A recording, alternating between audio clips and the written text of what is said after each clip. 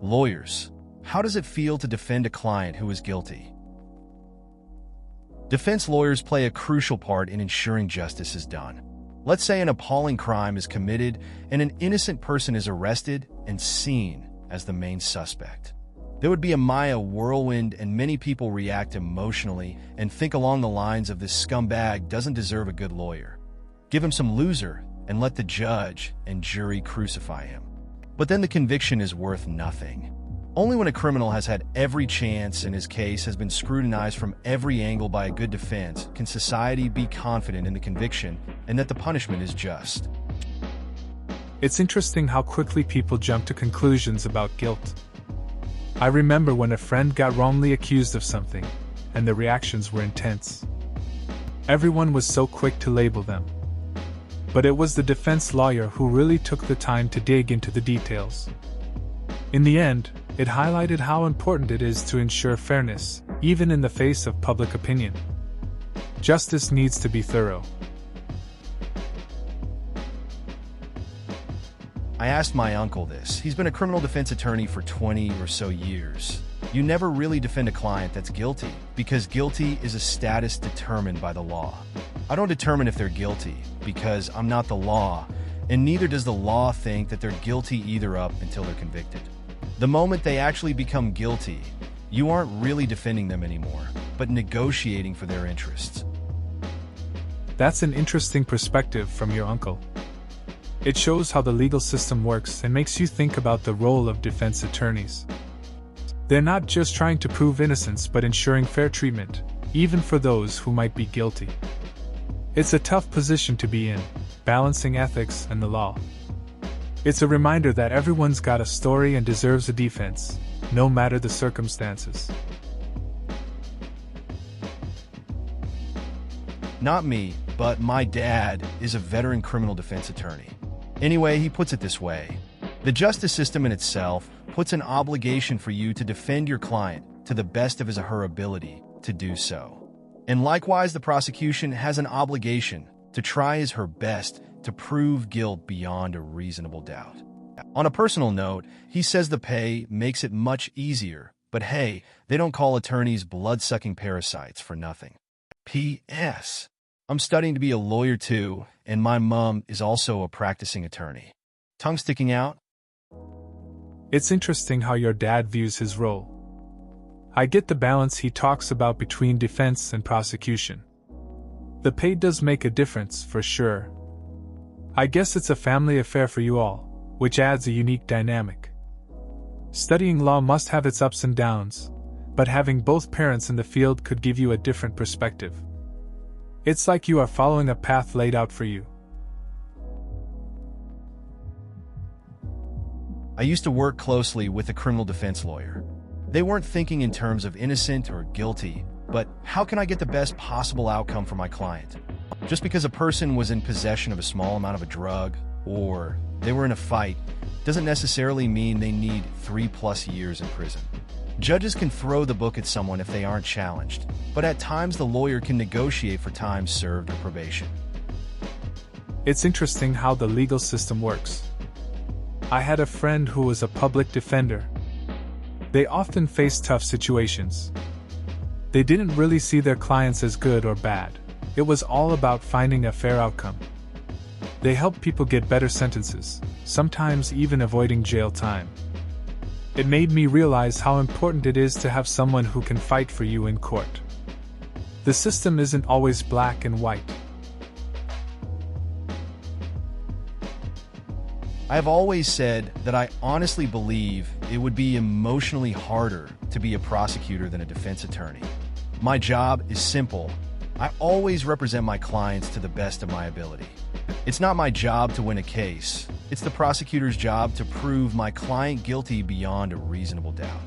If a guilty client of mine walks, it's because the prosecutor could not or did not do their job of proving him or guilty beyond a reasonable doubt. Plus, I love that my job matters. My representation of a person could determine if they go home and have dinner with their family or spend the rest of their life behind bars. The prosecutor, on the other hand, has to decide what crimes to charge a person with, what offers to make to resolve a case, and what cases to proceed to trial with. If an innocent person goes to prison, that's because a prosecutor made a mistake in pursuing those charges. I think that would be a lot harder to sleep with. I get what you're saying. It's a tough position to be in. As a defense attorney, you focus on helping your clients without having to carry the weight of what might happen if the prosecution fails. The idea that a prosecutor might send an innocent person to prison is pretty heavy.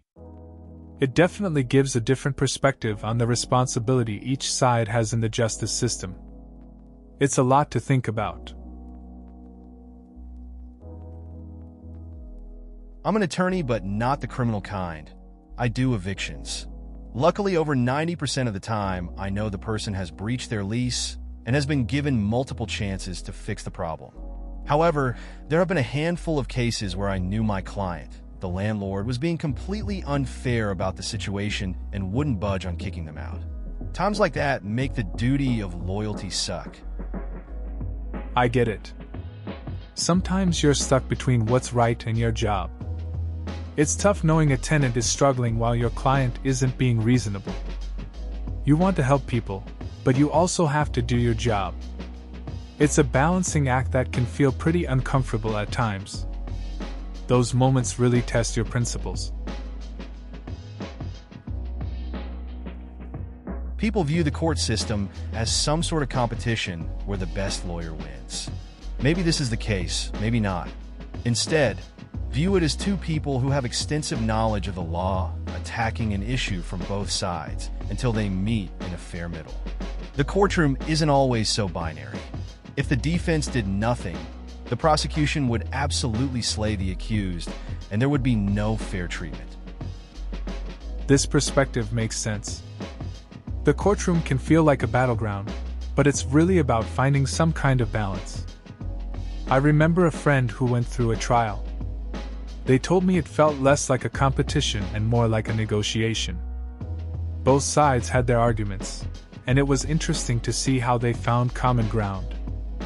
The whole process opened my eyes to how complex things can really be. I'm a retired career prosecutor in Ohio. The shoe on the other foot is the horror, the absolute nightmare, at the thought that I may have convicted an innocent person. I put several murderers on death row, but none was ever executed. Appellate court would find some way to void the death penalty. Several times, during a trial, I would receive evidence that would make me doubt the defendant's guilt. Case dismissed, just like in my cousin Vinny. That's a heavy burden to carry. It's tough knowing your decisions have such life-altering consequences. Doubting a defendant's guilt in the heat of trial sounds unsettling. It's good that the system had checks in place to prevent wrongful convictions. There's a lot of pressure in that line of work, and it must be a relief to retire from such a stressful position. Balancing justice and mercy is never easy. I had a criminal law prof who, in his response to this question, mirrored the top comment in this thread, but also said the only time he ever felt bad about his job is when he was defending a party he believed to be innocent and they got convicted. In that scenario, he didn't just fail them, the entire system did. In the scenario that a guilty person walks free, well then, that's the crown failing. It was an interesting perspective and one I carry with me. Edit on mobile. That's a pretty thought-provoking take. It's interesting how a professor can shape perspectives on the justice system. It's tough when you believe in someone's innocence, but the system doesn't reflect that. It's like everyone involved is playing their role, but the outcome can feel so wrong sometimes. That pressure must be hard to carry, knowing you have a part in it all. Definitely makes you think about fairness and justice. My criminal law professor, who was also my advisor, explained it like this. It isn't your job to ask if the person is guilty or not. The jury are the fact finders in the courtroom. When you meet with your client, you ask specific non-incriminating questions to determine what defenses are available to use. If your client begins to incriminate himself, you stop him immediately. If he admits to a crime privately to you, you will then be a witness to perjury during trial if he testifies otherwise. He was a renowned defense attorney in New Jersey who was terminated from the university last year for reasons unknown to us. I suspect it was his unorthodox teaching methods or his short temper. It's interesting how law works.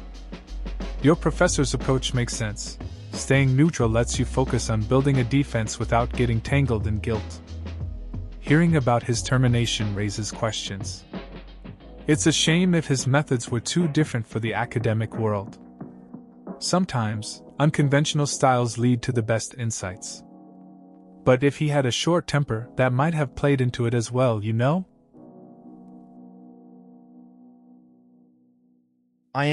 But I am an assistant for a divorce attorney. I know sometimes that my client is idiot and would not be a good custody for the kid they have. Sometimes my clients are super rich and don't even bother to answer our requests for details, and then blame us for when judges scold them or fine them. It isn't fun, but we do what we do. It's interesting working in law, especially in family matters. You get to see the not-so-great sides of people when it comes to divorce and custody issues. Some clients might have a lot of money, yet they still mess things up. It's a tough spot for everyone involved, and while it can be frustrating, it's just part of the job, I guess. You learn to navigate through the chaos. Not a criminal lawyer, but one of the oldest principles of lawyering, and one that remains extant in many jurisdictions, is the cab rank principle. It remains the case that for barristers you cannot turn down a case in your area of expertise if you're free to work and the fee will be reasonable. Criminals normally get legal aid, so for criminal lawyers money's being paid by the state. Legal representation isn't about winning or losing, it's about doing the best you can for your client.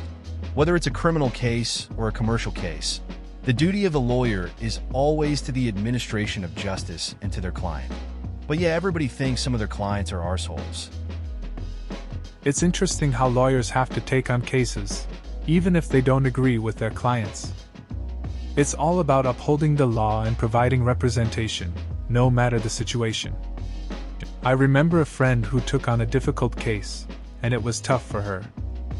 Some people thought her client was a real piece of work, but she focused on doing the job right. It shows the complexity of legal work. I'm not practicing, but I've been asked this question a lot. I see a defense lawyer as defending the law rather than the client. They are there to ensure the law is correctly and fairly applied. Without defense lawyers, the law would be so distorted that many innocent people would be convicted. I don't think I could do the job, but I have a lot of respect for those that do that difficult job. It's interesting how people see roles differently. A defense lawyer really does have a tough job balancing the law and justice. My friend is studying law, and he talks a lot about the ethics involved. It's a lot on their shoulders, making sure everyone gets a fair shot. I couldn't handle that pressure either, but it's cool to hear someone explain the importance of it. Bird lawyer here. Most of the time it's okay, but the job has been known to ruffle my feathers. Sometimes clients are guilty, this I can deal with. But when they fly off the handle and get aggressive, it gets to me because there's a pecking order. Two can't play at that game, I'll say, and maybe I don't necessarily represent them as well as I would have done. To be honest, it's distressing, and most of my clients wind up behind bars. It's interesting how a job can change someone's perspective. I had a friend working in a similar field, dealing with tough clients. Sometimes they took their stress out on him, which made him rethink his career choices. He learned to stay calm but felt the weight of those decisions. In the end, it was a challenging experience that shaped his approach to life. Maybe not every gig is a good fit.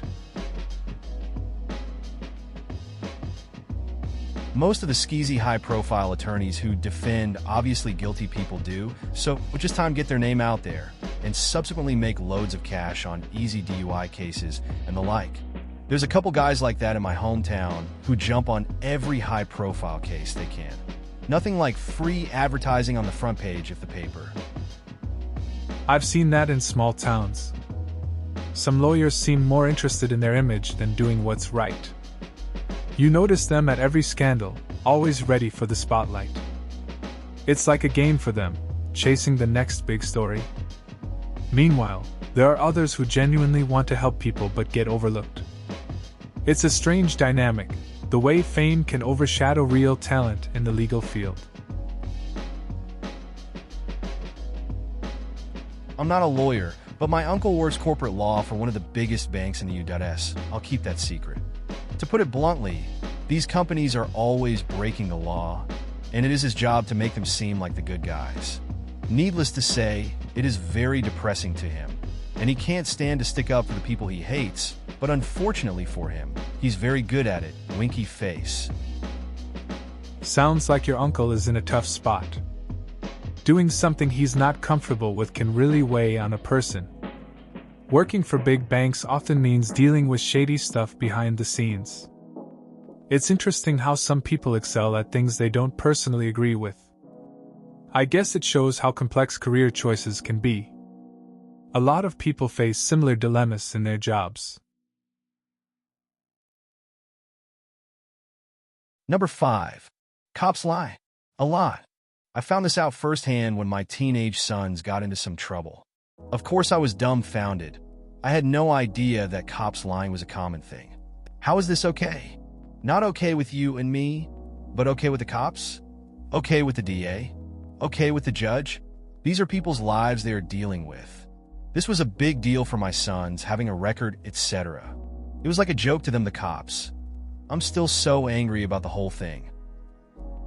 It's rough when you realize that people in authority aren't always honest, especially when it affects your family. You expect them to follow the rules and keep things fair, but that's not always the case. It really hits home when it involves your kids and their futures. I can see why you'd feel angry about it. It feels like a betrayal when trust is broken like that. It's frustrating. I would add that if my client confesses to me, I cannot suggest someone else did the crime. This is interesting to me. I mean, it makes sense from a logical and ethical standpoint. But if a defense lawyer doesn't ever try to pin the crime on someone else, instead focusing on dismantling existing evidence, a la Cochran's glove defense, could a juror take that into consideration as potential evidence of a confession? That's an interesting perspective. It raises questions about how jurors interpret a lawyer's strategy. If a defense lawyer sticks to challenging evidence without shifting blame, it might make jurors more suspicious about a confession. They could wonder why there's no attempt to create reasonable doubt. It's a subtle dance between ethics and strategy in court. It's definitely worth thinking about how that influences jury decisions. IMHO, this is 100% how a criminal defense attorney should be. I've been the guilty criminal in this scenario multiple times. From small local misdemeanors to federal felonies, every good criminal defense attorney I've dealt with, everything from mid-five-figure attorneys to free public defenders, has pretty much had the attitude that they won't try and just make the charges disappear, but they will make sure I get fair treatment and a fair sentencing. It's interesting how the best defense attorneys focus on fairness rather than just trying to make problems vanish. I've seen it with friends too. They'd get into some trouble but had good lawyers who helped them navigate the system. It's not about getting off scot-free. It's more about making sure everyone gets treated properly, no matter the situation. I guess that's what makes a good attorney stand out. Not a lawyer, though, used to be heavily involved in contracting. While I can follow what you say, I hope for your clients you have a thrive for succeeding and are cunning in how to interpret certain information in such manner that it favors your client. While it might not be lying, it certainly may favor your client. It reminds me of my friend from college who got into real estate. He was always good at bending the rules a bit, finding loopholes that worked in his favor. People were impressed. He wasn't dishonest, just very good at navigating the system. It sometimes made me think about how far people will go for their own success. He did well, though, and that's what mattered to him. Cop here. My home court is one of the busiest in the area. From my experience in court, this is the attitude most PDs have. I've even had PDs come up to me after court if something got thrown out because of a mistake in my investigation or a missing piece of key information in my report and explain why things happened the way they did. Granted, this doesn't happen often because the DA doesn't even usually file cases that aren't a slam dunk. I have respect for most PDs. They have a tough job to do, and most cops, and I imagine most people, think it's an us versus them thing. But typically, the PDs, DDAs, and judges all know each other and even go to lunch together. The DDA knows the PD has a tough job too.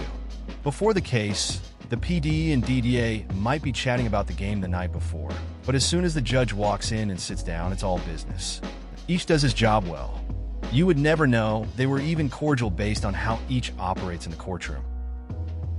It's interesting how people outside the system see the relationship between cops and public defenders. It's not really an us versus them situation. There's a lot of mutual respect. I've seen this firsthand too. One time, a PD explained a ruling to me after a case, just to help me understand the process better. It's a tough line of work, and they do their best to balance everything while keeping it professional in the courtroom. I have cases I don't do too. There's just certain types you don't handle for personal reasons. There's plenty of other great attorneys out there that do handle that type of case. I'll be happy to give you their number and point you towards someone who is very competent in that area. So no, I'm not ensuring conviction against a client by not representing them. I'm just acting within my own moral system. Besides, if I'm not investing my whole heart into your case, then I'm not going to be doing a good job for you. It's interesting to see how people set their boundaries. I had a friend who was a social worker, and he would turn down cases if he felt too personally connected or affected. He said he couldn't give his best if he wasn't fully into it. It's about knowing where you stand and choosing what aligns with your values. Makes sense to me. To me, it seems like his choice not to represent these clients is the best one. He recognizes that his personal feelings would compromise his defense of these individuals if he personally suspects they are guilty or is told so in confidence. No one is perfect. I think he is being responsible by not allowing himself to hurt someone's case. I get it. Sometimes you have to step back if your feelings might cloud your judgment. It takes a lot to recognize that, especially in a role where your actions directly affect others. Choosing not to take on a case because of personal bias shows a level of integrity. It's better for everyone involved, even if it's a tough choice to make. I heard a piece on NPR this past week about the lawyer defending the younger Sarnia brother. She wasn't on it specifically, but they talked to a friend of hers on why she takes cases like this, and she has defended many other well-known killers and terrorists. In these cases, there's virtually no chance that there isn't a conviction. It's a widely publicized case, and you won't find many people who don't scoff when you hear reports about the alleged killer, because everyone knows they did it. But she's a staunch opponent of the death penalty, and she'll do everything she can to keep her client alive. It's not about defending what they did. It's about ensuring a fair trial and standing up for her belief that the government shouldn't kill people for committing crimes. It's interesting how some lawyers take on high-profile cases where the outcome seems obvious. This lawyer's dedication to her principles, even in the face of public opinion, shows a commitment to justice. She emphasizes the importance of a fair trial, regardless of the crime. It's a tough gig, especially when people have strong feelings about the case. But for her, it's about more than just the individual, it's about the system. There are a ton. I know in my jurisdiction, I had a required ethics class in law school, a separate ethics exam outside of law school, and ethics were one of the subjects on the bar exam. Whether you can teach people to act honestly is a separate question, but at least they teach you the rules and underscore their importance. It's interesting how much emphasis is placed on ethics in law. The required classes and exams are definitely a big deal. It makes you think about the balance between knowledge and personal integrity. Just because you learn the rules doesn't mean everyone will follow them. It's a bit of a reflection on human nature, and the challenges we face in staying honest. I think that the onus lies on the prosecution to prove that the evidence is correct. The defense is under no obligation to solve a crime or identify an actual culprit, from the way that I understand it. They're there to follow the writ of the law and provide their client with every legal means of defense. That's an interesting take on the legal system. It highlights how the burden of proof really shifts the dynamics in court. It's kind of wild to think the defense's main focus is just to protect their client, not necessarily to find the real perpetrator. Makes you wonder how often this plays out in real cases. The whole process can feel complicated, but I guess that's how law works. Yeah, that's what they teach you in law school. You're not trying to get your client off. You're trying to make sure that the legal process is being as fair as possible vis-a-vis the rules. And if that just so happens to get your client off, great. But you will have been seen as doing a good job as long as you are diligently working to make sure that she gets the most fair treatment as possible. I remember talking with a friend who went to law school. He mentioned that it's not really about winning or losing. It's more about ensuring fairness. He said if he helps his client get a fair shot, that's what counts. Winning is just a bonus. It made me think about how in life, fairness often matters more than the outcome itself. It's a solid approach, really. So lawyers can't help advise their clients in furtherance of a crime. Telling them to destroy it, destroying it myself, or attempting to hide it would be furthering a crime or committing one myself. If the client gives me the gun, I have to give it to law enforcement. What I wouldn't have to do is tell the police what my client said about committing the crime or rSlash how I got the gun. That would fall under attorney-client privilege. That's a pretty interesting scenario. It's clear that the legal system has some strict guidelines about what lawyers can and can't do. The whole concept of attorney-client privilege is crucial for honesty in legal representation. But at the same time, it creates a moral dilemma when you're dealing with something as serious as a crime. It's a tough position to be in for any lawyer. James Madison was the fourth president of the U.S. He authored the Bill of Rights, the first few amendments to the American Constitution, which includes the Fifth Amendment. The latter is the portion of the Constitution dealing with the right of a person to not bear witness against themselves or to self-incriminate. James Madison is an important figure in American history. As the fourth president, he played a key role in shaping the Constitution. The Bill of Rights was a significant contribution that protects individual freedoms. The Fifth Amendment is particularly interesting since it safeguards people from self-incrimination, which is a vital legal principle. It's a reminder of how laws can help ensure justice and protect personal rights. In my experience, basically never. At least not where I practice, and not any time in recent years.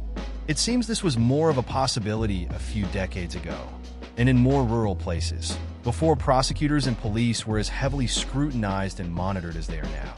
Things are way more transparent than they used to be, and in my opinion, prosecutors, defense attorneys, and police are all, generally, doing justice better these days. Of course, stories like this are the kind of thing that end up in books and movies, making people believe it's the common practice. It's interesting how times change. My friend used to mention stories from back in the day about legal systems and how things were handled. Now, it seems everything's under a microscope, and people are more aware of the processes. It's kind of surprising how much transparency has shifted perceptions.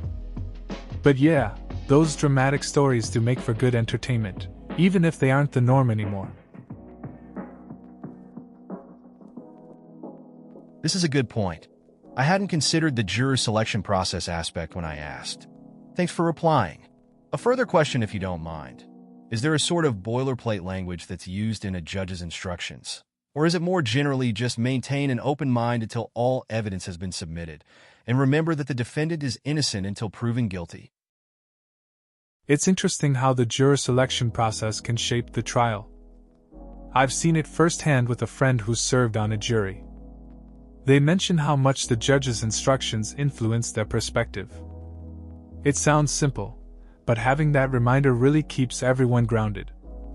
Those phrases help ensure fairness, and it's crucial for maintaining the integrity of the trial. It's a bit of a behind-the-scenes look at how justice works. Saying you can't testify reminds me of the custody battle my dad and my birth mother had over me and my little sister. When she lost the temporary hearing, she dropped her lawyer. Then she was her own lawyer in the permanent hearing, and it was the worst 2 days. She dragged on and on, asked questions that would hurt her, not help her, and then she tried to call our advocate lawyer to the stand. Just a big mess. The judge was like, you can't do that. Sounds like a tough situation. It's wild how emotional and messy family courts can get. Having a parent represent themselves usually doesn't go as planned.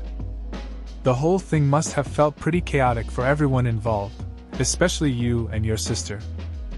Just shows how complicated these battles can become when people don't know the rules. I'm not the one you asked, but in my experience, the best lawyers don't make it personal. There are good and bad on all ends of the scale, though, so sometimes things get heated in and out of the courtroom.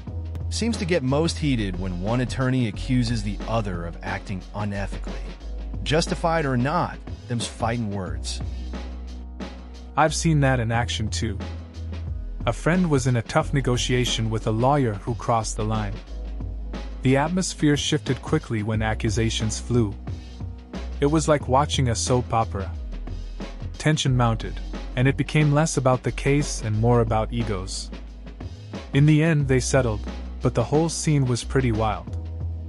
It shows how personal feelings can cloud professionalism sometimes. Yes, but usually involving families of the defendant and alleged victims. The cops and lawyers would get in trouble if they made a scene like that. Plus, I think most of us realize it's all in the game. Sometimes the defendant's family will confront the cop on the way out just to say, "I told you so," or whatever. I remember a time when a friend's family got into a heated discussion outside a courtroom. It was tense, but everyone mostly kept it cool. People were just trying to express their feelings, you know? Can't really blame them. Emotions run high in those situations, but most of the time, it's just part of the process. Nobody wants to make a scene, especially when there are eyes everywhere. Yeah, in a small jurisdiction, we see the same people over and over again. We watch them grow up in a life of crime. We watch a criminal lifestyle become family tradition. There are always people who started out good and then just got sucked into drugs or alcohol, and the ones who are good people but just made 1 or 2 bad mistakes. But the bulk of the business comes from frequent flyers. It's interesting how some people just get trapped in that cycle. You can see how things change over time. A few bad choices can really set someone on a different path. It's not always about being a bad person. Sometimes it's just life hitting hard. It makes you think about how hard it is to break that pattern when it feels like there's no way out. Please consider subscribing if you enjoyed. Love,